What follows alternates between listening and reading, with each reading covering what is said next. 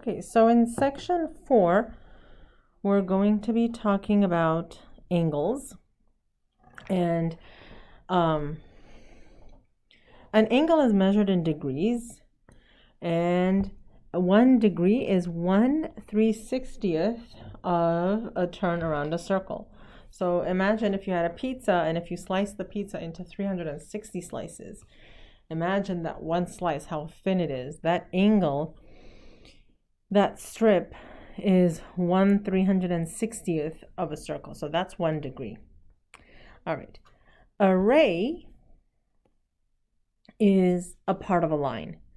So it has one endpoint and extends indefinitely in one direction. So here you can see there is one endpoint there, and it extends in the other direction. The way we name rays is we start at the endpoint, so in this case E, and then we pick any point along the ray, so F, and the symbol is an arrow like this, starting at the endpoint, going to the left. Or you could have done E and G, so this will be ray EG. Okay, so if a ray is pointing, in this direction, and suppose this is point A and this is point B, it doesn't matter that they're, written alphabetically in this way, right? So that doesn't matter. You still start at the end point B, put in another point A, and the symbol still points the same way. Okay, opposite rays are two rays that extend from a common point on a line. So if you have, let's say, this point P here, look at this. PR this way is one ray, and then PQ this way is another ray. Okay, so those two are opposite rays. What really matters is that those two rays are collinear. They lie on the same line, so together opposite rays make a line. Okay, now what are some opposite rays here? So we said PQ, ray PQ, and ray PR are opposite rays. Okay, if you have two rays that meet at an endpoint but are not collinear, then we form an angle. So that's a figure consisting of two non-collinear rays. And those rays have a common endpoint.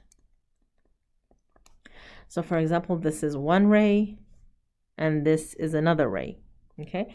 Because they're not linear, then when they join at the endpoint, they create an angle. The endpoint where they join is called the vertex, and that's just the common endpoint of the rays.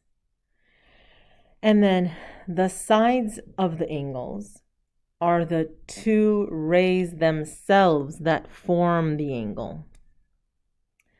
Okay, how do you name an angle? Well, there are three ways. One is a single capital letter, which is the vertex, so angle B. Next, you need to have a triplet of block letters, with the center being the vertex. So for example, for this one, this will be angle ABC, or angle CBA. Oops, I'm sorry, for this one, it should have been angle B, because if you just do B, it's point B. Okay. And it could also be a number. So for example, here, angle 2 could just be the name of that angle. Okay.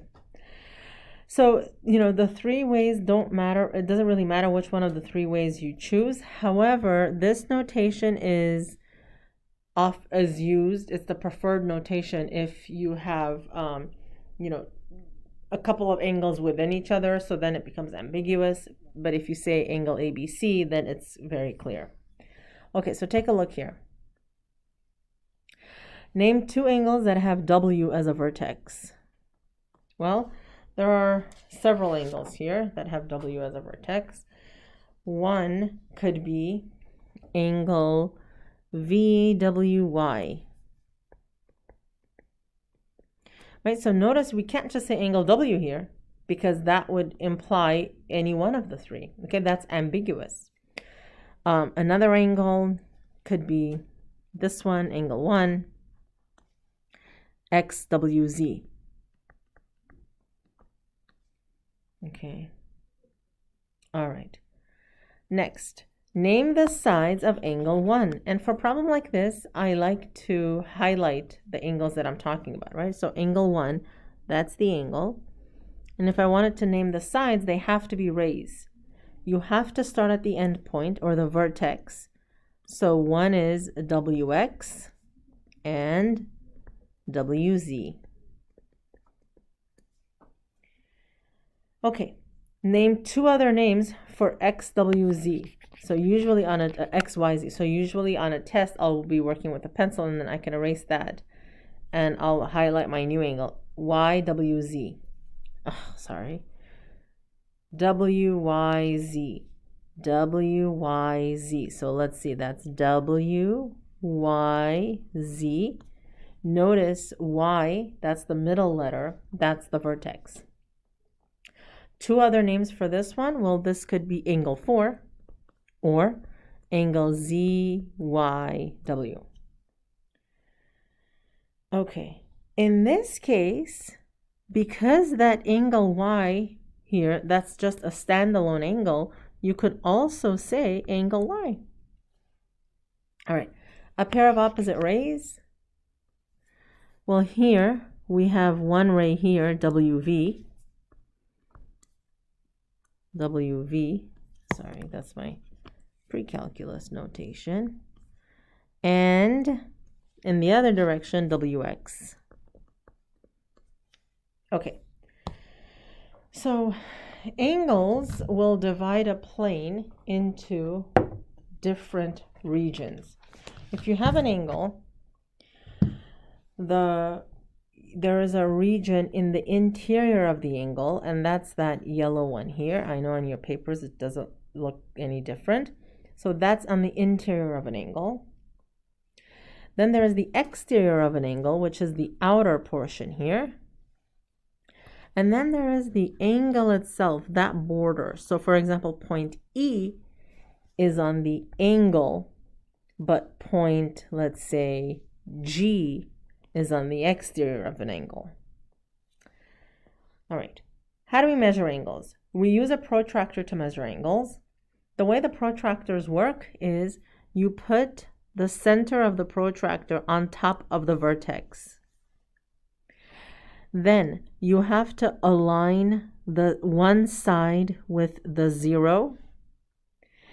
And then you can read up from the 0, 10, 20, 30, 40, 50. So this angle has a measure of 50 degrees. And we say measure of angle FED is 50 degrees. So if you have protractors at home, you can go ahead and find the measures of those. We can also practice in class next week. Okay. Let's classify some angles. If an angle has a measure of 90 degrees, we say that it's a right angle. And again, we write the measure, we specify the measure of an angle like this. So measure for M for measure of angle A is 90. And that's a right angle. If an angle has a measure less than 90 degrees, we call it an acute angle. If an angle has a measure that's greater than 90 but less than 180, it's an obtuse angle. Okay. Now, if you have an angle that measures 180 degrees, that's a straight line, and some books will call that a straight angle. Okay. All right, so what's the definition of a right angle? A right angle is an angle that measures 90 degrees. So If someone tells you measure of angle A is 90, then that implies that angle A is a right angle. And the opposite is true. If angle A is a right angle, it means it measures 90 degrees. Okay. All right, so let's take a look at some of these angles here. It says classify as right, acute, or obtuse. All right, so the right angles are easy to do. Look at this. There is a right angle here. That angle is angle MJN. So we say angle MJP. MJP is right. And then look at this angle here. That small angle. That's angle PJN. That's acute, right? Because it's in the interior of a 90-degree angle, so it's got to be smaller than 90. Then there is another one. Look at this one, LJM. Okay, that's an acute angle.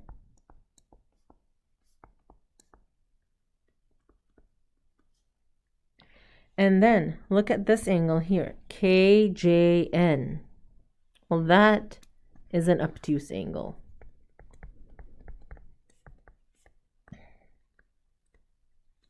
Okay.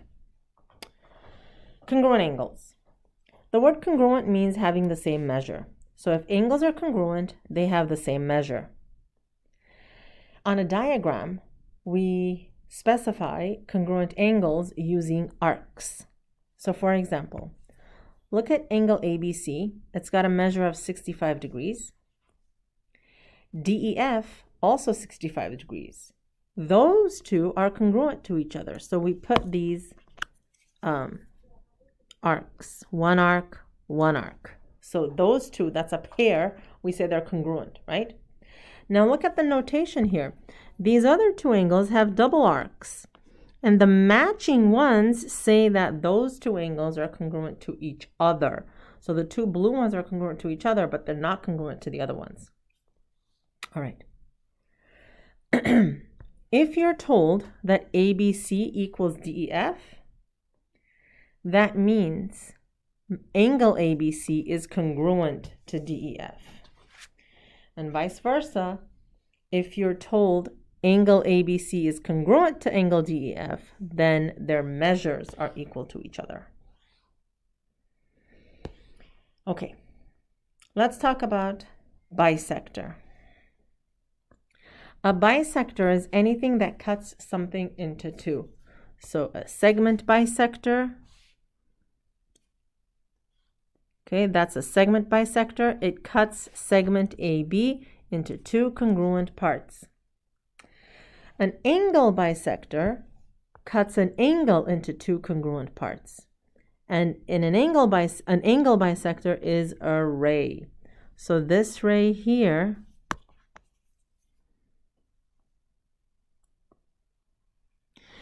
is an angle bisector.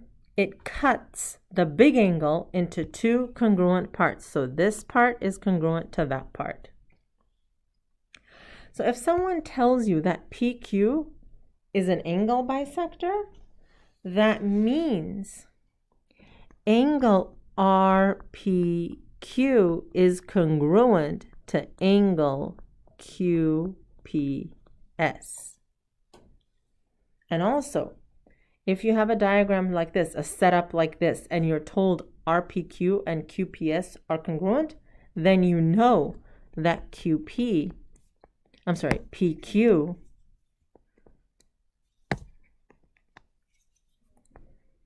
is an angle bisector.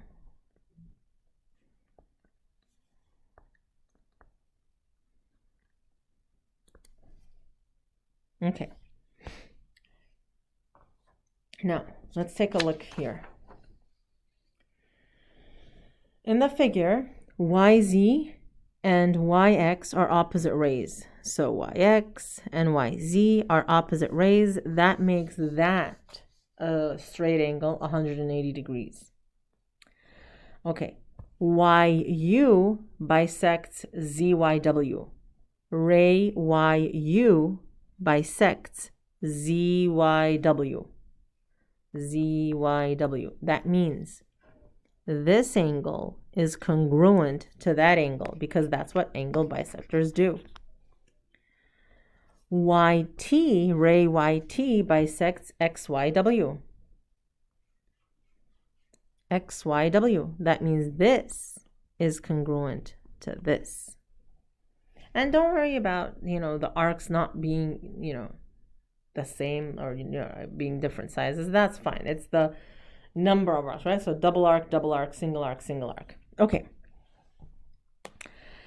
So here, look at all of the information I already know before I even start this problem, okay?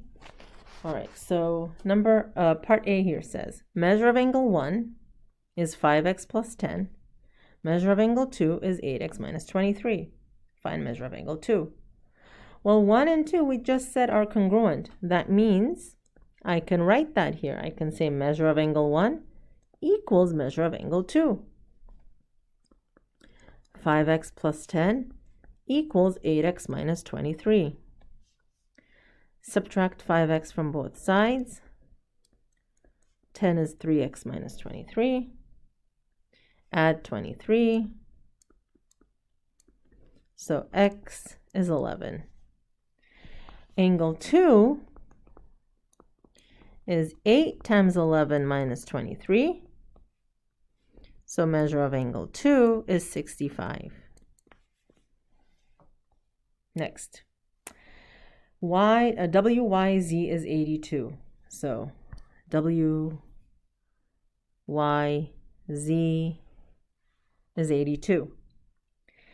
ZYU, that's this one, is 4R plus 25. Find R. So there are two ways to do it.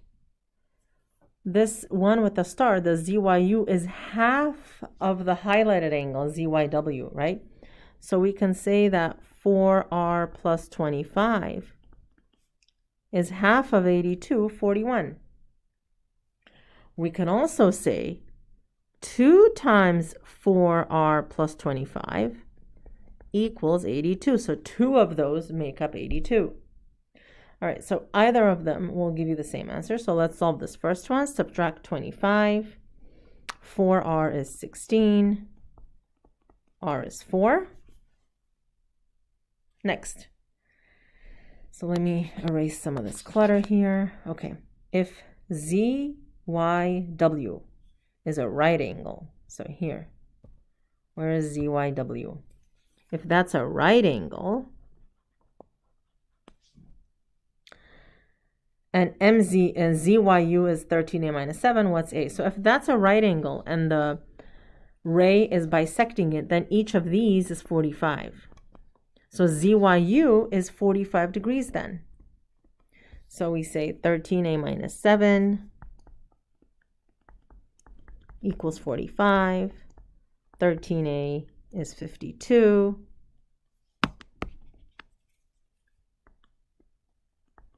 So A is 4. Okay, thank you very much, and I'll see you in class.